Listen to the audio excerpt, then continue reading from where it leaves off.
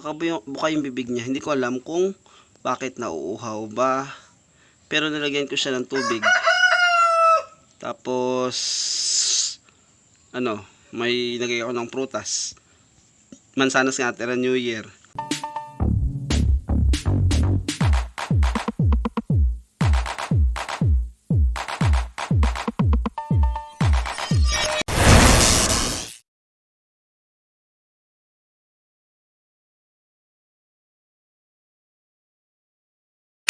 Ng kotse, may biglang bumagsak galing sa bubong dyan.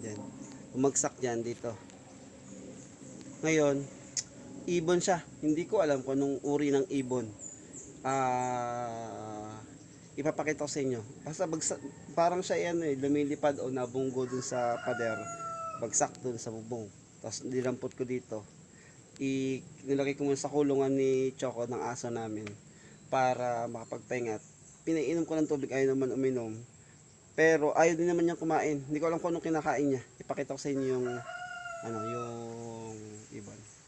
Ito siya. Mahaba yung tuka niya. Tapos kanya kulay. Nakabuka yung bibig niya. Hindi ko alam kung bakit nauuhaw ba. Pero nilagyan ko siya ng tubig. Tapos may nagay ako ng prutas. Mansanas nga, tira New Year. Daon ng saging. Lagyan ko ng insekto parang kagaykay or yung uok. So hindi ko alam kung anong kinakain niya. Ayaw niya kumain. Kung ito ay ibon ba dito sa Pilipinas or lumilipad lang siya ng mataas galing ibang bansa. Tapos napagod, nahulog. Hindi ko alam. So, ayan o. Ayan o. Ibang ibon to. Hindi ko talaga alam. Talakok kayo ng talakok. Ayan, isasama ko na kayo. Oh, anong uri ng manok kayo? Ito, kakaibang manok. Yan. Yan. Diba?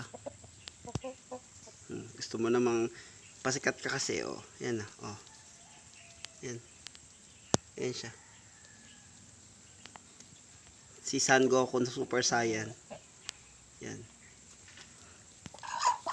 Bali, sinearch ko siya sa Google, yung Google search, yung pagbinidyohan, kinamerahan, nandun sa search. Ang pangalan niya, Kingfisher. Ngayon, kung Kingfisher siya, isipin isda, or baka isda ang kinakain niya. Pero wala naman akong idea na meron ba sa Pilipinas na Kingfisher. So, hindi ko alam kung paano gawin siya. Kung pakawalan ko na kasi siya ngayon, hindi siya nakakalipad, mahina pa siya. So hindi ko alam magagawin, hindi ko rin siya mapakain. Yun, kung may nakakaalam kung paano siya pakainin, anong kinakain, o meron bang ganun sa Pilipinas, comment na lang po. Baka matulungan niyo po ako. Thank you.